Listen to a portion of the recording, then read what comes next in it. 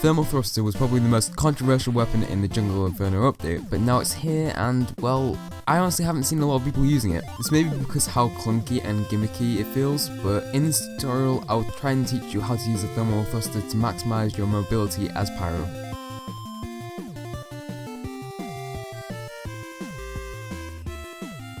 I'm going to quickly go through how the thermal thruster works so I can refer back on it or in regards to new players who haven't used the weapon before. The thermal thruster is a secondary for Pyro. You can press left click to jump into the air. The Pyro will go about 73 units into the air, then be, as the name implied, thrusted forwards. The speed at which you go out is just short of a regular rocket jump.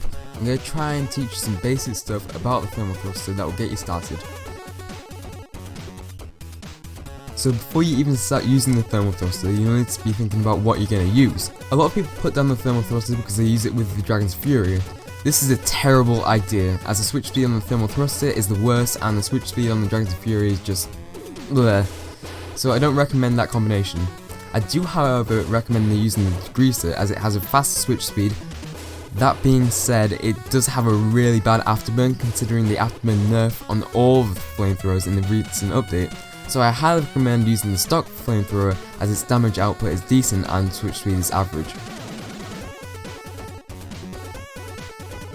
Similar to the gunboats, the thermal thruster deals 3 times the amount of fall damage to the enemy you land on. You, the player, receive a 30% knockback from all damage sources while the weapon is equipped.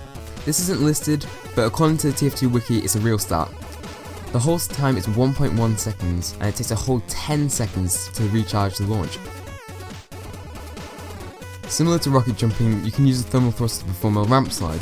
When doing any sort of ramp slide, you've got to be aware that of those 73 units that go upwards. In mid-air, you can use the thermal thruster to get to all 3 places. However, do note that there is a slight delay before you can use it. I call this the pick-me-upper. You can combine these moves to do some pretty cool stuff. You want to use the thermal thruster on more open maps and maps with a higher hitbox. Think about maps you like to rocket jump on, and go for those sort of maps. A good use I find with the thermal thruster is getting out of sticky situations. You can just seamlessly fly away on the top of a building, and even a scout won't be able to catch you.